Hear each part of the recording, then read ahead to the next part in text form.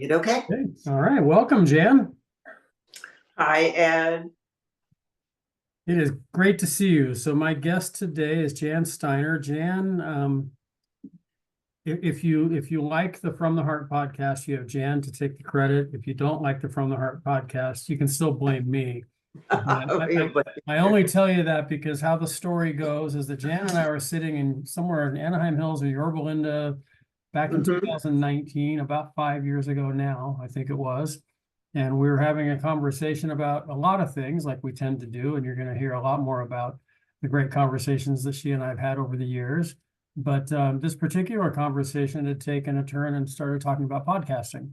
And a woman sitting near us in the coffee shop overheard our conversation, said, "Do you have a podcast?" I said, "No, but we're talking about it." She gave me, I think, her husband's card.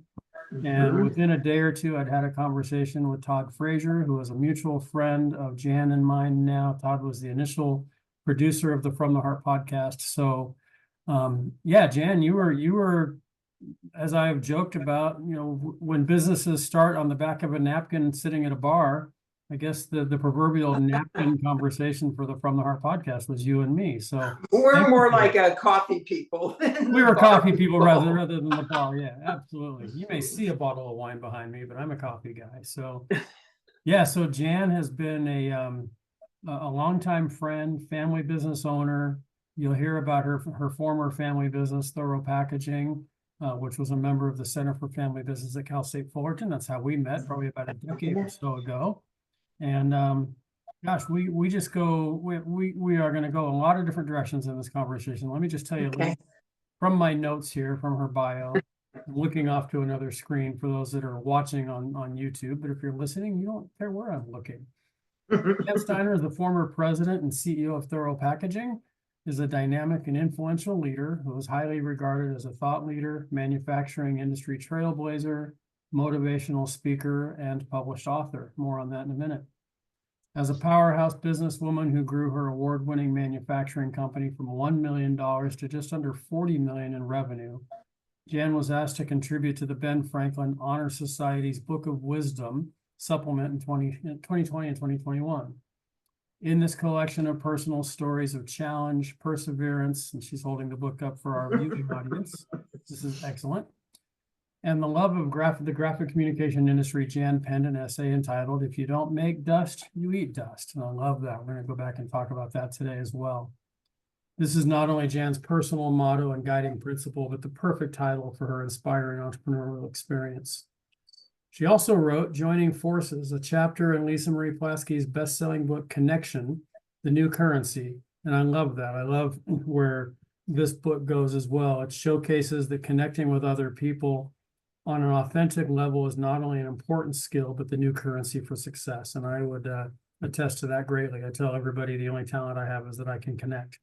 I don't You're know how to huge. operate on people. I'm not a lawyer. I'm not a doctor. I work for a bank, but I'm not a banker. But I can connect good people to good people. That's what I like to do. Jan's passionate about sharing her story and mentoring young women entrepreneurs to successfully navigate their business journey. When she's not helping entrepreneurs, writing or serving on boards, you can find her traveling or relaxing at her beachside home in La Jolla, California. So Jan Steiner, welcome. Finally, this is the long-awaited, long overdue episode number, I believe, 102 of the From the Heart podcast. Jan, welcome. Great to see you. Thank you. Thank you. Ed, you are one of my heroes, Yeah. totally. I mean, you make things happen, and you had a desire for podcasts that could reach out and help people and connect people, yes, but also give them inspiration. And you've done that, 102 now later. And I have listened to everyone, and I was at the first one with Ken That's Blanchard. right. You were. Yeah, yes, it Episode was. number one, Dr. Ken Blanchard. We took a little road trip with you, me, my wife, my buddy Edgar Sotelo, who was also a guest early on the show. Mhm. And one of the highlights there, it was one of those surreal days where we're suddenly sitting in Ken Blanchard's studio in San Diego. And then after that, he takes us to, or you and Ken took us to this pie place somewhere in San Diego, which is fun to go to. And I still have a lot of pictures from that. Might have A to, little hole in the wall place. yeah, might have to post one of those pictures on this podcast on the show. Yeah, That was it pretty cool. totally unpretentious, and that is what I like about you too, because you're so grounded, and Ken is too. He's For amazing. I mean, how many books he has written, and his we could call it fame, Yeah, but his really what he has done for so many business people, and the 1 minute manager and such. It's 1 minute mentoring, which is great because I've done mentoring, and so I got that book, and I've given it to some of my mentees and say, okay, we're going to work on this together. yeah. So Yeah, I've been very blessed to be surrounded by some amazing people, you and Ken and so many others that have it'd be really easy for people who are so successful to just say, hey, look at what I've accomplished, look at what I've done. And you don't. You actually, it's like, look what I can share, look what I know, how can I share this with others? You talked about mentees and so forth. A lot of young people, young women, and one of the things that Jan and I did is we had an opportunity in 2019 oh, to lead a group of Cal State Fullerton family business students, along with Tam Nguyen, who you've heard on the podcast before, and one of our close friends and others, over to Vietnam for a couple of weeks. And mhm. it's been really fun for me to see the relationships that have come out of that for you as you've mentored some of these particular young women who are on this trip. Talk Yes, about what you look for when do people approach you and say, will you mentor me? Or from what I found, does it just naturally happen? And it when it just happens, naturally yeah. And happens. what do you look for in someone when you choose to really kind of take them under your wing? Well, that they're interested and they want to improve who they are. Yeah. That's the biggest things right there. Just that they want to. And then we can have fun together. I Yeah. mean, well, as Tiffany and Sherry, Sherry is now in Japan teaching English for a year. Wow. And Tiffany and Sherry contacted me and said, before Sherry goes, we want to spend a weekend with you, Jan. Can we come down? And Nice. they came down, and we just had a wonderful time down in La Jolla, walking around and just having fun and chatting and talking Yeah. about life. That's great. Yeah. One of the things that we did on that trip that really stands out to me is, you know, spending time with these young people and spending time at the various companies that we visited. But I think the highlight for me were the bus rides. And I never would have said that going in. I would have thought a long bus ride from point A to point B from our hotel out to a family business. And in some cases, it was a couple-hour long drive through the countryside of Vietnam, which was really awesome to look outside. But one of the things that we did on the bus was every day, one of us adult leaders, there were several of us, would take a microphone and we would just tell our story, and we would talk and answer questions. And the mentoring and the idea exchange that took place in those conversations on the bus, I wish I would have been recording all of those. I didn't record any of them, but looking back, I wish I would have recorded all of it. But it was just so natural, and just the storytelling and the conversations. Does anything from that entire trip, a lot of it stands out to me. Does anything in particular from the trip stand out to you? The hotel we were staying at, the top floor was the breakfast room, and like every third song was Hotel California. That's right. That's right. Yep. Yeah. But we walked around and saw so many beautiful things. I couldn't imagine going on a regular tourist trip to Vietnam, because what this was all about businesses. And well, we went to an orphanage too. That was Yeah. really Really touching. heartwarming. Yeah. And what they were doing with these kids that had just been abandoned at their front door. But just going and visiting the companies and seeing what they do and seeing how they do it. And there's so much potential in Vietnam as a partner, actually, for manufacturing and for California. We were all a little shocked to go into a manufacturing company that make wooden toys and such like that, and the employees are wearing flip-flops. Yeah, exactly. We're going like, Yep. LA.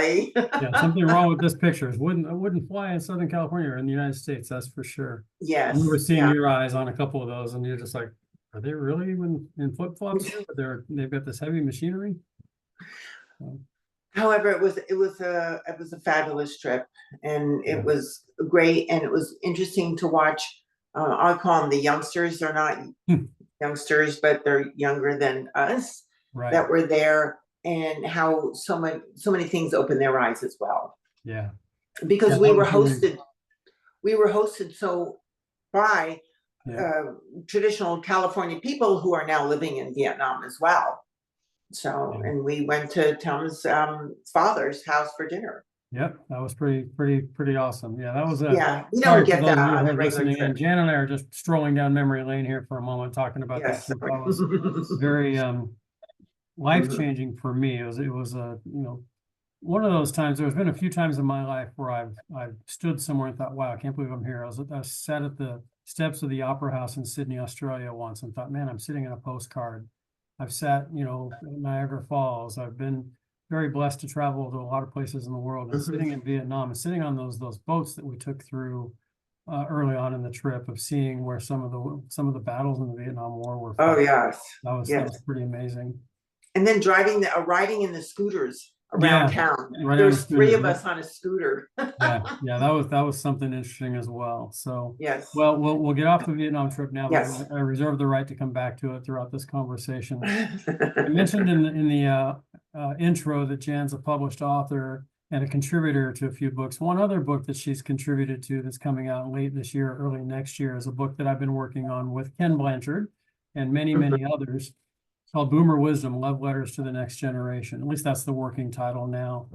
The title that I have placed on Jan's chapter, and the reason that I want to tell you that title is because it really depicts who she is. And it's self-presence, self-management, connection, and joy.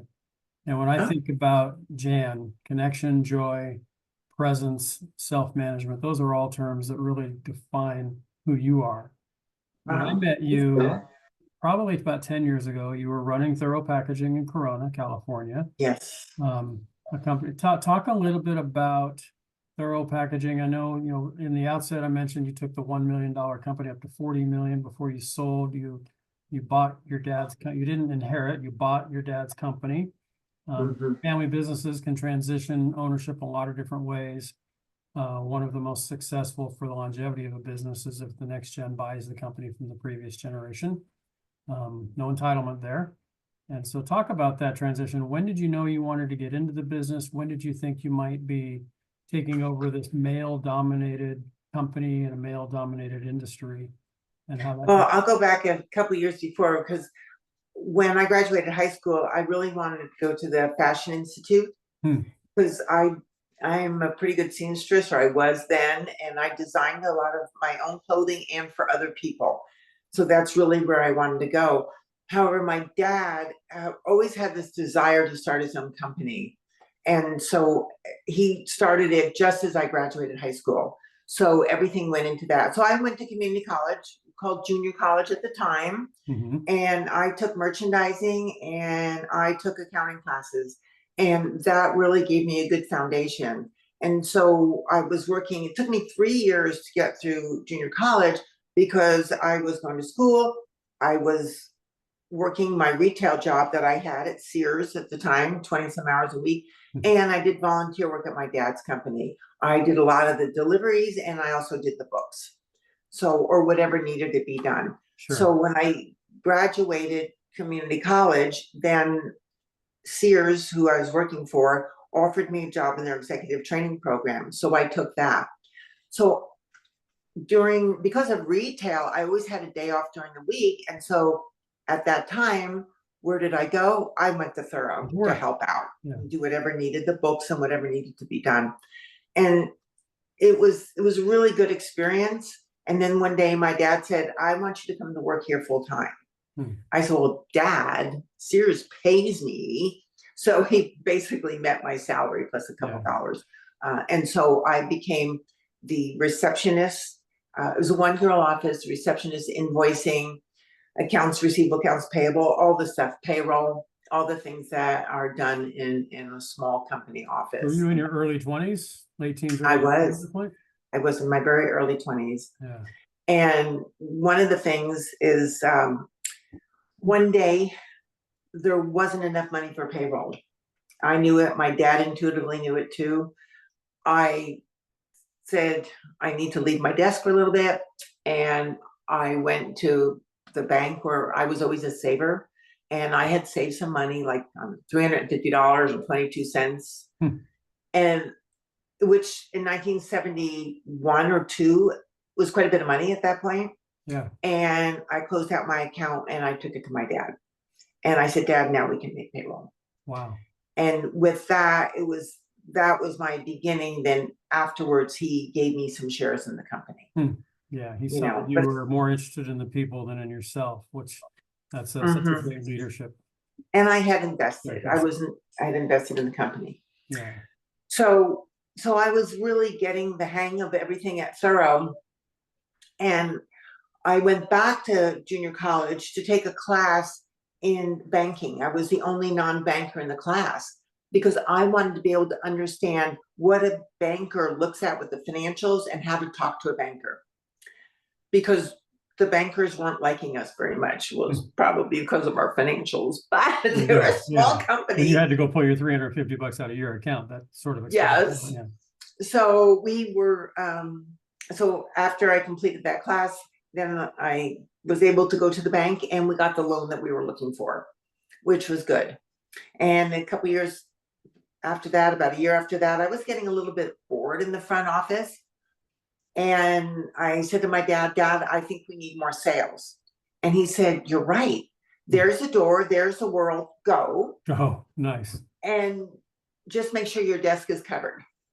So I went back to junior college and took a class on commercial sales, on commercial, B2B sales. Yeah. And when I got that ready and I felt comfortable enough going out into sales, Mom, will you cover the desk so I can go out? And I went out and started bringing in some accounts, which was pretty good. Wow. So that's when I knew that, yeah, I'm really committed to this. So for Ed has seen this, but if anybody's watching it's on YouTube, Thoro Packaging, we made folding cartons that look, this is a promotional piece that we had done, but we did for the medical, pharmaceutical, high-end cosmetics, and we were doing See's candy boxes as well. So that was what was going on at Thoro. And then one day my dad got sick and he couldn't come into work anymore. He was 58. I was 32. That's young. That's young. I'm 60 now, so 58 is young. Yes, yes. So he couldn't come into work anymore. It was really sad. I had been married at that point and I had a child. I had a 2-year-old. I was 32. And the board of directors, we had a board of directors, and they elected me as the president. Wow. So I wake up the next morning and going like, oh no, now I am responsible. I am responsible for all the employees we had. We maybe had about 20 employees at the time. And it was really challenging for me. And I said, okay, I can lay here and moan about it, or I can get up and just start doing. And that's kind of my nature, get up and just start doing. So that's what I did, and took over the company.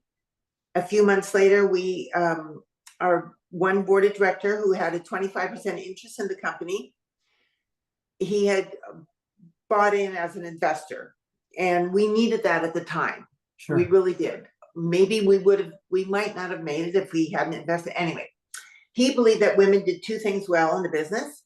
They were a great receptionist, and if you are doing assembly work, they do very good with that. So he accused me in front of the rest of the board of stealing from the company. Wow. So we had to have a certified public audit by a big accounting firm at the time to prove that I didn't. And they actually went through everything, the CPA firm, and they said for the size of the company, we were actually had more checks and balances in place than a lot of companies our size and larger. And that I really attribute to my dad. And I just continued in that path. So that's quite the learning. And then my dad said, he had said to me that he wanted me to go out and meet our competitors. He said, the competitors, in case of a disaster, they will help you. but they will stab you in the back periodically. But in case of a disaster, they will help you. So Wow. go out and meet them. So I went to a local association meeting, and they were all the sons of their founders of the company. And I was the daughter, because my dad has no sons. And we were the youngest company. We were much smaller. And to them, we were unnacked, like, get away. And so one of them said to me, "What are you doing here?" And so when I left there, I made a mantra to myself that I was going to prove to them that a girl can do it and do it successfully. And that was my driver. It was totally my driver. I was just going to prove it to them. And by the way, I did. But anyway, so that was kind of my learning in many respects. It was a crash course. My education went as far as the junior college. I have an AA degree, but I think I got a bachelor's degree through some You of got that School of Hard Knocks PhD running a business. The School of Hard Knocks, exactly, exactly. So then I decided, you asked the question about where I went from there. So the company had grown to just under 40 million in sales, and from about 20 or 30 employees when I took over to 175 employees. Wow. We were a very capital intensive business, and I needed to spend another like $9 million to keep us on the top. And at my age, I wasn't ready to sign for that. And so I figured that was a good time to exit. And so I sold the company. Yeah. And that's when I pursued my Make Dust and speaking and mentoring and just having fun out there. Panels. You introduced me to people. I had such a good time on panels. Yeah, you do a great job with that. People love hearing your story of your successes and challenges too. And I want to kind of dive back a little bit, if I could, for a minute. So you're 32. You're a young mom. You've got one child. You went on to have a second child. I did. Now president of this family-owned business. You've got a 58-year-old dad who's now probably turned out to be terminally ill, right? Because I mean, he died at 59. Yeah, passed away just a year later. Mm-hmm.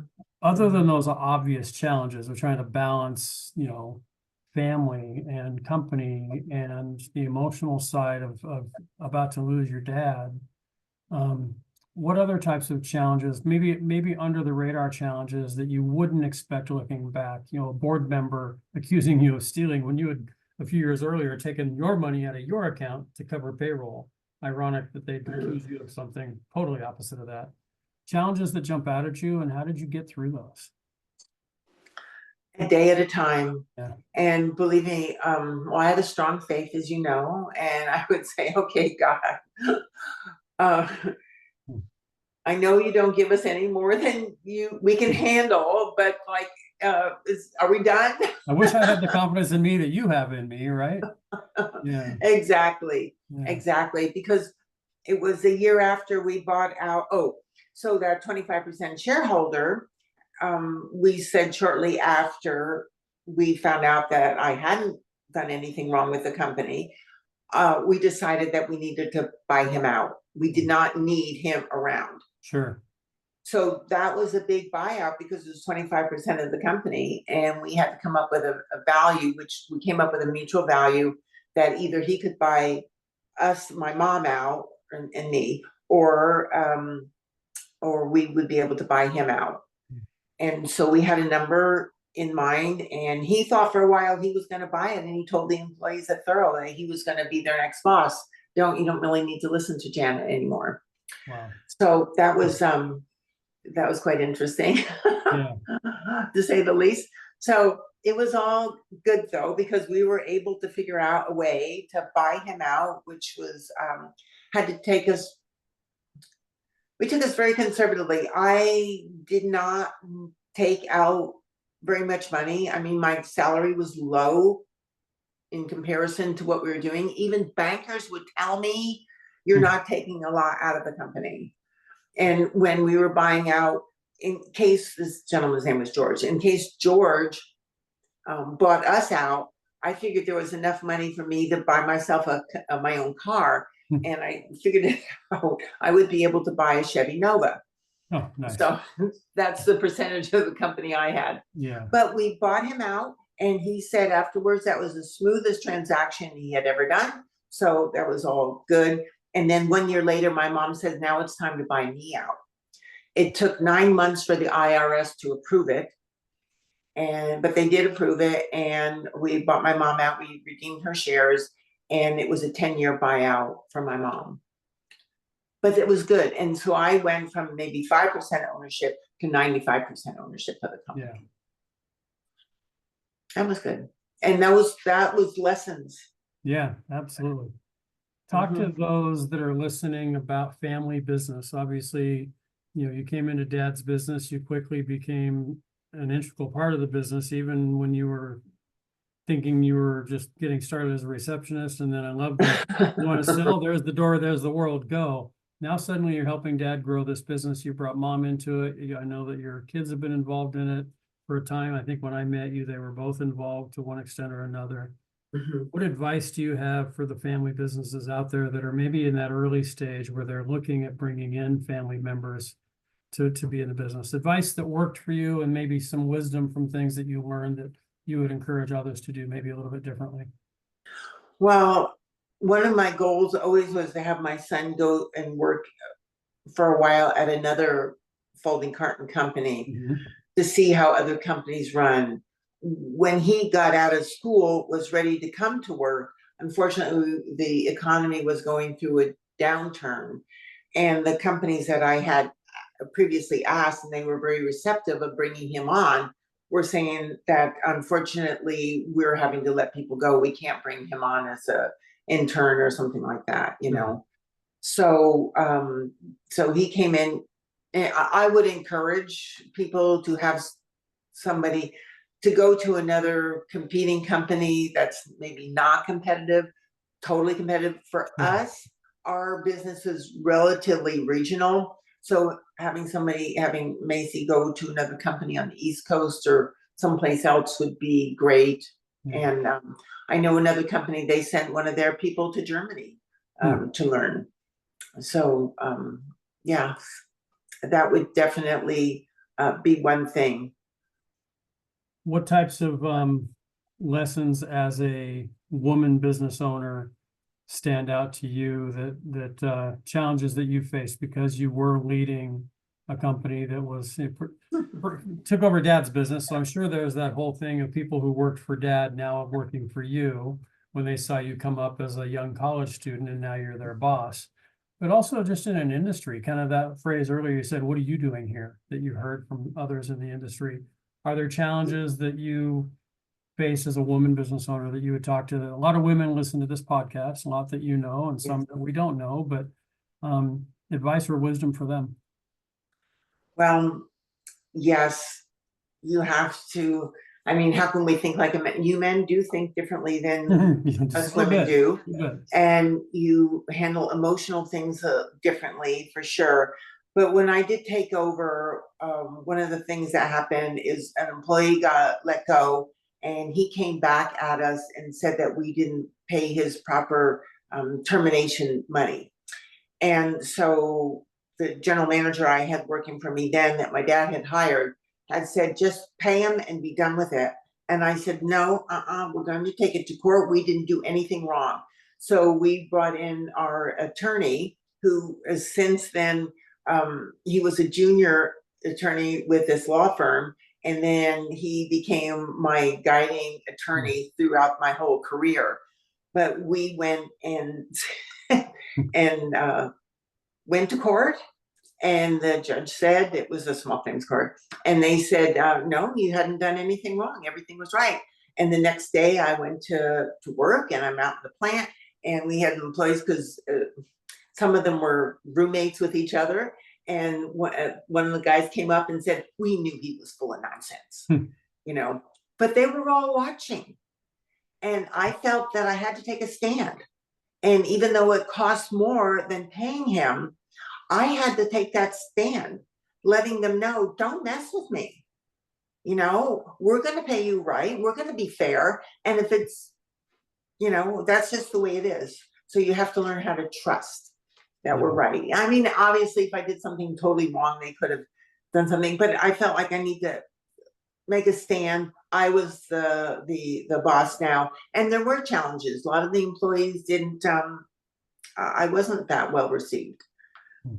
but you just keep doing it, and I'm there for the greater good, Right. the greater good of the company, and for those who want to grow and develop. And even when we brought in a quality program, I remember, and it was being able to have the employees take more accountability for what they were doing, that they didn't have to have somebody sign off all the time. They had to sign off. And we had an employee that didn't want to do that. They said, no, I don't want to do that. That the other guy, supervisor should come over and sign off. No, you can be responsible for yourself. He quit. He went to work for a competitor. And I said, good riddance. Yeah. There you go. Like Ken Blanchard Bye. says, sometimes it's better to share our people with the competition, right? Exactly, Yeah. exactly. So, and then when a lot of people left, if they left for a better opportunity, I'd be happy for them and sad for us. And there were other people like this guy that said, bye, bye bye. So that has to happen sometimes. What do you miss the most about the day-to-day of running the business? The people. Yeah. And what do I miss the least? The people. The people. Yeah. Isn't that funny? Yeah, it's so true. Absolutely. What are you most proud of? Yes. When you look at, you grew the business. I think I know where you're going to go with this, but maybe not. But I mean, obviously there's the growth of the business and there's taking over and going from 20 employees to 175 and million to 40 million. Besides the growth, which are some obvious answers, what do you look back on at that time? So you ran the company basically, 37 years. I was going to say close to 40 years. So 37 in years. that time that you ran Thoro, what would you look back on and say that you're most proud? I hate the word pride, but because it's a word we all understand, what do you look back on and say, well, I'm really happy with this? How would you fill in that gap or that blank? To see the people grow and develop to be the best that they can be. Awesome. We had so many people that came as entry level and started there and would move to department to department or learn how to, hey, that I'm fascinated with that machine. I want to see about learning that machine. Obviously, because we were growing, we had needed more people.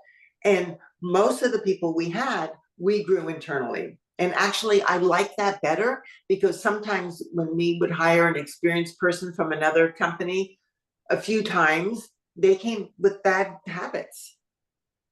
Yeah. Like we don't want to approve our own work, and we wanted the employees to take their own responsibility. And I think that's what made a difference with some of our success that we had.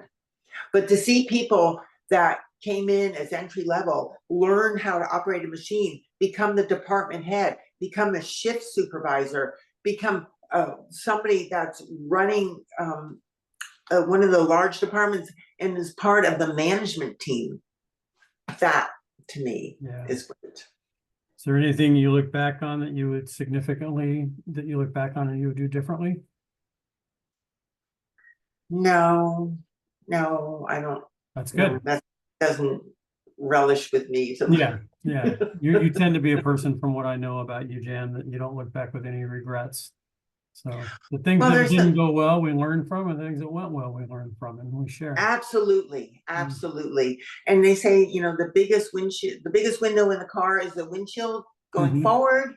Yeah. And then we need the windshield, we need the rear view. Yeah. To look back at our boo-boos, mistakes, or what have you, or what I could have done different. Is there things I could have done different? Oh, absolutely. But so you learn from that so that when you make our next step forward. So what do you tell the Sherrys and the Tiffany's and those others, and them specifically, or just a young woman who's 25 years old, fresh out of college, looking at what she wants to do in her life, going into the family business is certainly an option. Any advice that generically or specifically that you would give in that situation? Head down, keep your head down, but look around. be cognizant of everything that's going around you, especially if you're coming into a family business. You're looked at differently. Yeah. People look at you differently. Sure. Oh, well, look who's I know why you're here. here. Yeah. So you have to actually, I think, work a little bit harder. Yeah. I know I was the Mhm. first woman president of a folding carton company. And it was great, though. I mean, it wasn't easy. I would have suppliers and different people look around me, like who's really Yeah. making the decisions. Yeah. And I had to deal with a fair amount of that. And yes, Yeah, yeah, I've that, done a that lot. happened. I've never run a family business. I've worked with a lot of families like No, you have. yours over the decades. And I guess technically my dad had a trash hauling business when I was 5. And then I worked for 3 different family businesses throughout my career. And my wife and I have had a little family business doing events and consulting and so forth. So I guess technically I have, but I haven't had to face a lot of the challenges that a family business owner faces. I read an article a few years ago, I believe in Family Business Magazine, about the curse of being in a family business. And I think it's a blessing, and it's why I make a living doing it.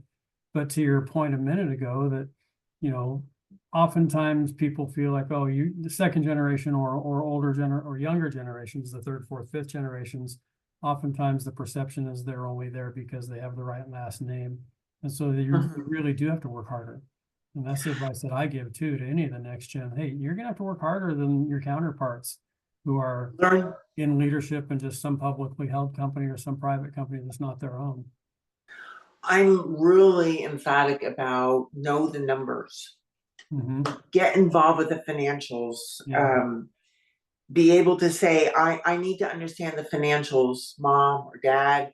Can you go over them with me? Or can I go meet with a CPA and let the CPA explain to me the numbers?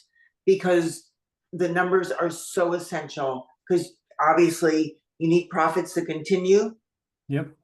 And you need to learn how bankers look at the numbers. And when I'm a firm believer, you meet with the banker every good times or bad times. You meet with the banker at least 3 times a year. And one of the things you ask the banker, what do you see going on out there? Right. Because they see things differently because of their perspective. And ask them, what do you see going on? What do what can I learn? Yeah. And really get to know the banker, so that, and lots of times bankers change because everything changes and the bankers anyway, but get the perspective and try to find out what they're looking for so that you can do it, because the numbers and cash is king. Yeah. Cash is king. You have to be. You've got to know where you are currently, where you're going to be down the road. You got to know the projections. You got to understand it. You need to surround yourself with great people, bankers, tax accountants, lawyers, family business consultants. Surround yourself with wisdom. Because most people, the greatest success I've seen in family businesses are those that understand that they don't know everything, that they need those experts around them. Because you're busy running a company and running a family, and you're thinking long-term about the business, and let those that have the expertise on what's going to happen in the interest rates in 90 days. You don't need to worry yourself about that. You need to know that. But let those that are experts in that be experts and then share it with you. That's such great wisdom. I appreciate you sharing. So meet with the banker. Yeah. Meet with your CPA a couple times a year. Yeah. Just again to ask them what they're seeing out there and be able to understand that. I think that and then get into a peer group.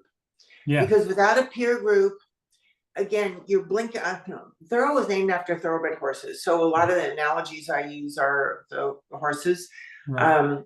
So otherwise, you have your blinkers on because you're focused, your head down, and you're focused, which is a good thing. But you need periodically, once a month, to take the blinkers off and hear what's going on in the world. Yeah.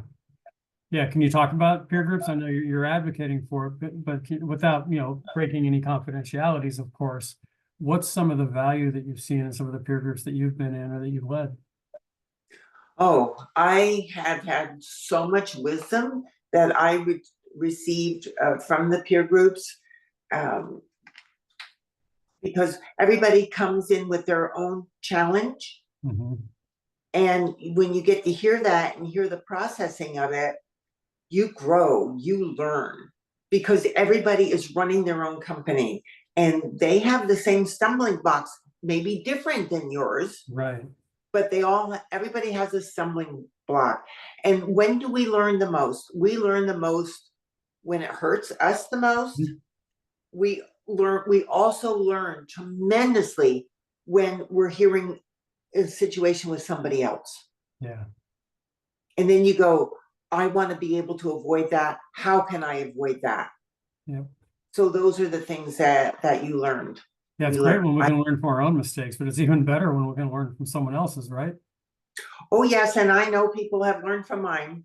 Yeah, yeah, and mine too. I've learned from my mistakes, but I've learned a lot from others, and I know others have learned from my mistakes as well. And yeah, to me, that's one of the big powers of the peer group mentality as well. Is you're gathering. I currently lead a CEO group for the Irvine Chamber, and we meet on a monthly basis. And while I'm not a CEO, I'm facilitating this group of 8 or 9 other CEOs, small to mid-sized companies, and to hear their stories and what's working and what's not. But for me, the excitement in leading that group is seeing them learn from each other. And Yes. something that you can't, you're surrounded by people who work for you in your company or you work for if you have a board and you report to them. But in this situation, you have a group of people that you don't work for them, they don't work for you. You can just be purely honest with each other, share with each other and learn from each other. And yeah, this wasn't meant to become a sermon on peer groups, but for those of you who are considering getting into a peer group, I'd say stop considering it and start doing it, because just do it. Value there. Yeah, just I've do never it. talked to anybody that's regret. People spin in and out of them, and that's normal. I know people that were in Vistage for 10 years and then went off and did something else, but they would look back at those 10 years, say, I'm so glad I did it. I would do it again. Timing's not right maybe now, but I'm definitely glad that I did it. Exactly. You talk about a mentor or two, could be dad, could be another business person, somebody that's been a mentor and what you've learned. We talked about you as a mentor, but talk about mentors you've had. Oh my gosh. Well, of course, dad, even though we butted heads sometimes. Well, that's normal. That's quite normal. And then also I realized that dad wasn't feeling well. And so he was looking at things a little differently than I was. I was looking at gung-ho, let's move it forward. And so, but I've had some mentors, some of the people that were on the board of directors were phenomenal mentors for me. And I was able to choose some of my board members because of their skills, because of their, well, not so much skills, who they were and their gifts. Yeah. And so that we could learn more from them as a company. So I had several that were just phenomenal. I also, I'm an external processor. So what that means to me is that I can be able to share my challenge. And lots of times I'll hear my own answer when I'm speaking it out loud. But then I'm also bouncing it off of somebody, like, does this make sense? Am I on the right path? Tell me if I'm not on the right path, so we can get back on the right path. So yes, be able to deviate. And, it's like when you're running a business in many respects, every year you're making your business plan. It's like a plan for a vacation. So you go to Utah, and so you have your end goal where you want to be, but you have it so maybe you can make some stops along the way. Yep. Have that plan and then execute the plan, and then be willing to figure out how to deviate and change course and contingency plan and so forth. In the chapter, I want to talk about TradeWorks, which is the logo over your head here in a moment, but in the chapter that you submitted for our Boomer Wisdom book, some of the things that you outlined in here that I'd love to have you expand on a little bit for our audience. You talked about in your quote unquote over 60 years of experience, and you only use that because this is my 60 over 60 book, as I put it. The whole idea behind the book was turning 60. What's a way? I actually attended a 40 under 40 event at the Irvine Chamber a couple of years ago and got to think, man, there needs to be a 60 under 60 or maybe a 60 over 60. And so that's where the whole book idea came from. You talk about a few different components to experience a truly successful life. And the first one that you outlined was to choose a strong self-presence. What does that mean? Be comfortable with yourself, and sometimes it's not always easy, because you're going into a group. Oh my gosh, I had imposter syndrome a lot. Okay, a lot. And I think that's where the self-presence comes in from. So sometimes there's that term, fake it until you make it. Sure. I would have to go in there and somewhat fake it until I was, Yeah. I can do this. I can do this. Have Mhm. I ever done it before? No. Right. Am I used to being in a circle like this? No. But I belong here. Yeah. I can do this. Yeah. Was there a point in your career where you woke up one day or just suddenly felt like, not only do I belong here, but I'm a leader here? I mean, I'm sure there was that imposter syndrome of, growing up in that shadow. So, but talk about that experience. You're nodding your head for those that are watching, that experience of when you really felt like, I got this. They would come in little pieces. Yeah.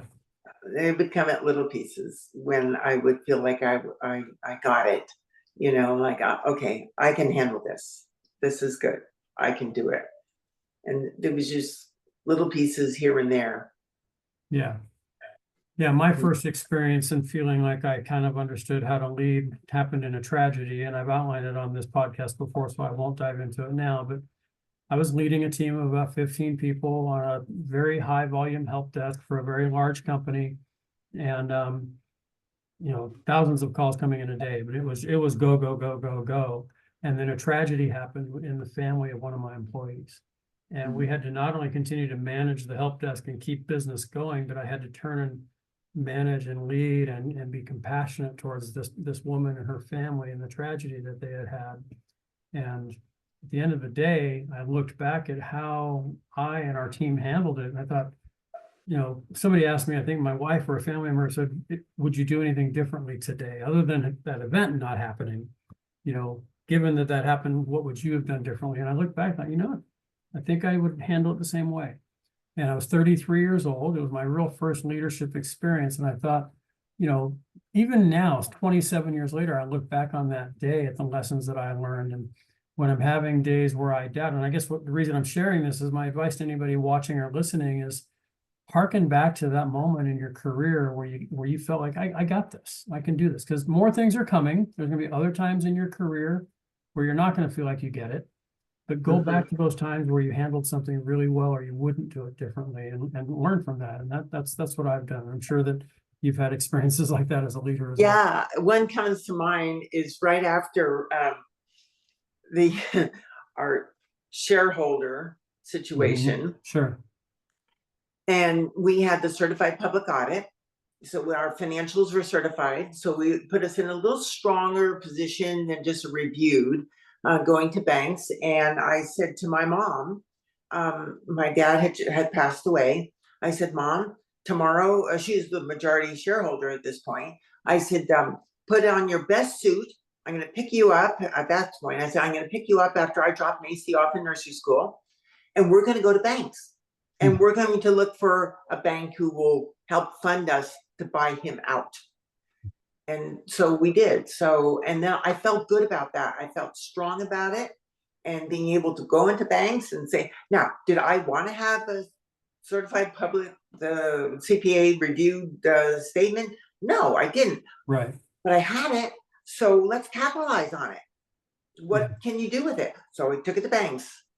And I said, whoever gives me the best, and the banks would say, well, how do you want it structured?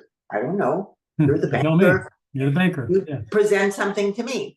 And I said, then you will get all of our business. And one of the banks came through and said, yes, this is, and helped us with our financing and our banking, and it was good. Awesome. So you take those and go, okay, how can I make lemonade out of this lemon? Right. Because going through that audit was extremely painful. Right. Absolutely. And yes. So, and then we were able to do something good with it. Yep. Couple more things you talked about in your chapter for the book. So we talked about self-presence, and then your second one is choose self-management. Talk about self-management. Why is Oh, that so important to you? What does that mean? well, it's your to-do list. Yeah. And how important it is, I think, in my opinion, to have a to-do list so that you, and I still do to-do lists. I have my my little thing right here. I have a younger dog, so she chewed the corner of Nice. it, I'll get that off. one. Yeah. But here is my to-do list and things that are crossed off. Oh, the DMP is not. Anyway, and I think it's really important to stay focused because it's so easy to get distracted. When I went out into sales, I would go and hit the customers first thing in the morning, because if I went into the office, I'd get caught up into things. How easy is it to get caught up on your emails and your Then and it's 3 o'clock in the afternoon and you haven't done anything yet. yes, exactly. So, and then you get mad at yourself, or excuse me, I would get mad at myself. Trust me, I do too. Yeah. And okay, so that's the biggest thing. Yeah. Stay focused on it and look where your gaps, energy sucks. That's one of the words I use, because we can all have energy sucks, and we have to look at where those energy sucks come from. Time sucks and energy sucks. Yeah. And dam those things up. Yep. I've been the last probably 6 months, maybe a little bit longer, I've identified 5 things every day. I stray from it a lot, but I try to focus my energy and the things I'm working on what helps me physically, financially, spiritually, emotionally, and relationally. Yes. And, if all of that is within my job and within my family and within my spiritual beliefs and so forth, all of those things tie in. But if I'm not doing it, or if it doesn't help, then why am I doing it? Why am I spending there are times I got to do this. I got to write a check for that. I got to go do that. I got to answer that call. And that's always going to happen. But if my day's been filled with those things that aren't hitting those 5 key things, I wouldn't call it a waste of a day, but those aren't my good days. My good days are when I'm really focusing on what I They're call not productive days. Yeah, absolutely. Because you want to be in the chapter. Choose connection and collaboration. Why is that so important to you? Oh, well, the banker, the CPA, your peer group, whether it's Vistage or something else, it is so important. The learning is so awesome. And because there are so many people that are involved and they want to help share their knowledge and say, hey, I'm stuck in this. Can you help me? Or what is the best path for going forward with this? Or, the CPA, anything with the tax laws that I need to be aware of that can make a decision. And one time they said, yes, we have an accelerated depreciation. And it's just through this period of time. It was a short window. And I went like, oh, I know what I want to buy. I was always wanting to buy equipment.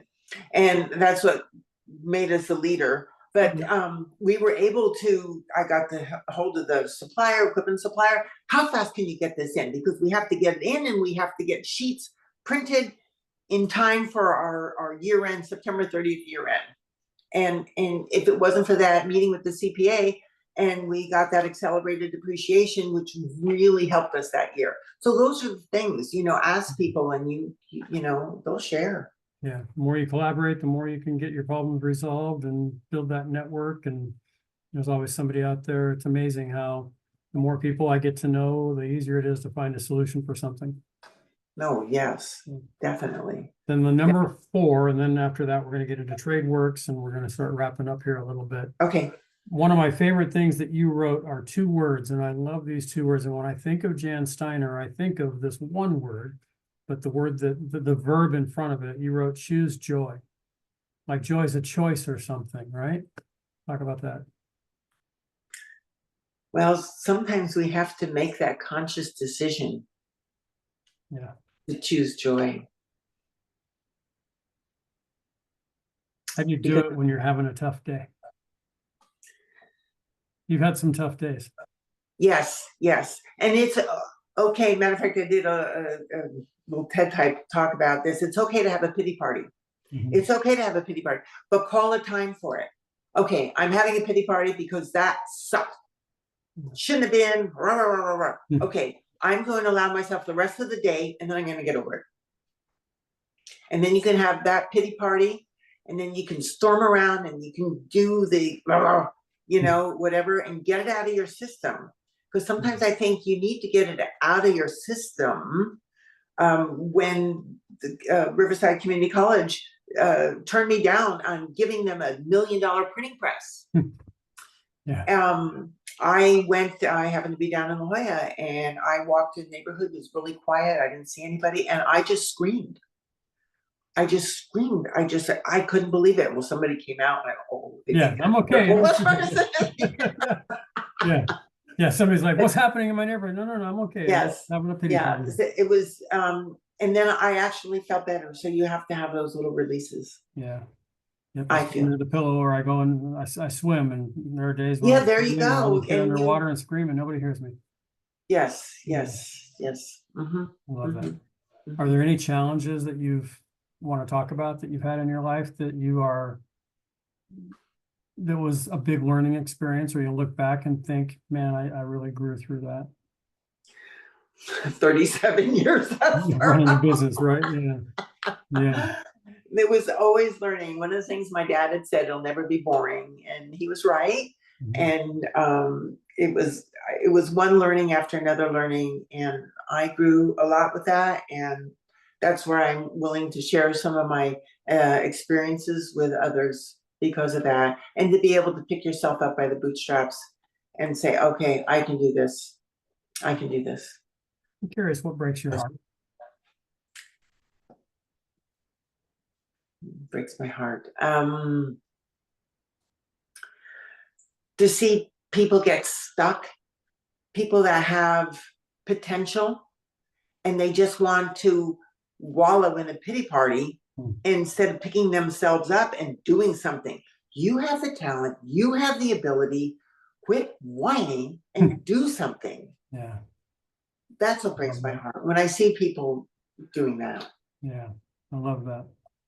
All right, I've been teeing it up. TradeWorks USA, you have this amazing logo over your shoulder. Those who are just listening can't, but we'll put the logo up in the show notes. But talk about TradeWorks, the impetus behind it, what you do, how we can help. So I would still go to some industry meetings and stuff, and I kept hearing, we need people, we need people. Where do we find skilled people? Whether it was the printing industry or other business things, I would go to. I would hear those type of comments. And so I was thinking, what do we need? What do we need? We need tradespeople. How do we do it? There's such a thing. You have to go to four-year college. You have to go to four-year college. And not everybody's geared for that. And, a little ADD, sometimes it's better to go to a trade school and learn. And then I got involved with RCC, which, by the way, I will say that 2.5 years later, they did get a printing press. Yep. It was not an easy accomplishment, but it's done. And so that's great. And then I started working with Patrick, who's the head of the printing department over there, and Todd Fraser, who we spoke about earlier. And I said, I want to start something. And they got behind it. And Patrick did the logo for me. And Todd has been a great supporter. He helped me with the first website that we had up there, because whether it's automotive, there's so many. If you look into AI and you ask about skilled trade, they just talk about the hard hat group, and yes, people are needed in that area. I mean, because there's infrastructure bills out there where they're saying that they need thousands and thousands of employees, okay, for HVAC, plumbing, air conditioning, the whole thing. But there's other skills or trades, skilled trades. There's the auto mechanic. That's a skilled trade. Yep. There's a phlebotomist, the one who takes your blood. Sure. And, in the medical and dental arena. And there's so many cosmetologists. And they see what they've done at the end of the day. I walk in with my hair looking like this, and she does this, and she comes back, and she sees a satisfaction right then and there. Yeah. And I have talked to so many people recently, and masseuse, where did you get your training? There's classes for that. They can go to a school. Some of it's on end, and some of it is just oh boy. Some of it is just other things. It just so that you can. Some of it is, again, I'm sorry. Some of it is classroom. Yeah. And some of it is classroom, and then some of it is online, and then you can do it online. There are so many things. So right now, what I want to do is just share awareness. The IT world, oh my gosh, they're saying that they need so many people, and we know we need people for cybersecurity, right? Yep, that's huge. And system analysis, and they are making some good money. And the AI, the Wall Street Journal said that by 2030, about 30% of the people that have a 4-year college degree, those skills are not going to be needed. Now, if you get into these skilled, you don't want AI, and AI can't take your blood. Right. They're not going to do your hair. They're not going to give you a massage. Yeah. They're not going to be the dental assistant. You know, all of these, and they're not going to fix your HVAC. Right. So I'm trying to create awareness about all the things that you can do with a skilled trade. Well, printing. Well, I'm passionate about printing. Sure. That is a skilled trade. I saw people grow and develop with that. And that's what they're teaching over at RCC and some of the other community colleges. So I'm very excited about that. So the first part of it is awareness. And then below everything, I have the 3 tiers. One tier is money matters. How important it is to be able to understand money. Sure. Okay. I actually met a woman who's been doing some coaching, and a young man was given a credit card. I think it was probably a free credit card. He didn't realize he had to pay that back. He thought, oh, wow, free money. Exactly. Yeah. Exactly. So you have to learn that. You have to learn personal branding, I'm calling it, how you look. I mean, when you go in for a job, it's good to have the clean t-shirt, but make sure it wasn't in the dryer for 3 days before you put it on. Because it's who you are and your own pride. And then it's to potentially to entrepreneurism. I've met people who through trades, this one gentleman, he took an HVAC class, went to work for a big HVAC company, got promoted very aggressively. His peers didn't like that, to the point where they landed up terminating him. Wow. But he already knew a lot of the clients. He went to school, learned some business, started his own. My dad came from the printing trade. Right. He was a tradesman, and he learned his money matters. He learned his personal presence, and he became an entrepreneur. And I'm the lucky recipient of that. But I worked hard during all those years. People think I was just handed it. I was not. I was handed an opportunity. Yeah. So that's what TradeWorks is.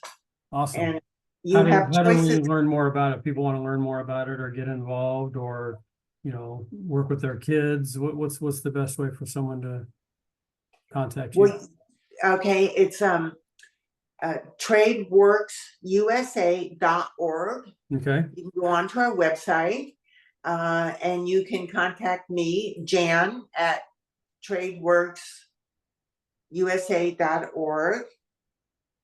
I'm writing it down, so I'm going to put it in the notes for the show and put it out. Yes, I'll send that to you. Okay. And I'm looking for partners to assist me with this and ideas, because I'd love to have the money matters.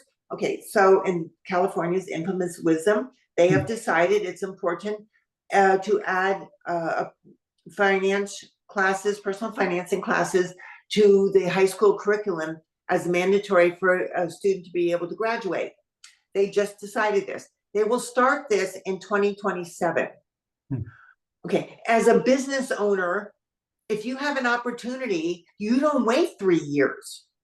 You figure out how to do it in maybe a year. Yep. You do it. You don't wait 3 years. But anyway, Yeah. and that's where I come in an entrepreneurial mentality. You see an opportunity, go for it. These Yeah. kids need this. So we need that. I'd like to have a pillar with this for that, and then the personal branding. And because right now, if you go to a four-year college, the whole idea is the questioning it. And it's not just for high schoolers. It's people who have had life-changing things in their life. Maybe all of a sudden, all the kids are out of the house. Yeah. And I want to trade. Culinary is a trade. Yeah. You could go to work for a restaurant or a bakery. However, I would also encourage you to go to community college and take a culinary class so you know how the proper way to make a ganache, and you can escalate your skills. Yeah. Is it a nonprofit? Not yet. I don't know where we're going on this. Well, I have some ideas, and so when we're not recording, I'll share some things with you that come to mind as you're talking, and some folks that I'd like to introduce you to as well. I think that would be really great. If you're listening to this and you'd like to get more involved, again, look in the notes to this podcast. You'll have all the contact information for Jan for tradeworksusa.org, and you can reach out to me as well, and I'll get you her contact information. Life has changed. Yep. Growth is optional. Choose wisely. I like that. I like that a lot. Yeah. I don't know where I found it, but I don't. That's good. I think I've heard you say that before. I think I remember seeing that on your wall or something somewhere. I don't know. That's I hear that and I think of you. So I don't know. Yeah. Yes. So what's your big, hairy, audacious goal? What's that big thing that if I interviewed a woman the other day who has this book called Selfish, Step into a Journey of Self-Discovery to Revive Confidence, Joy, and Meaning.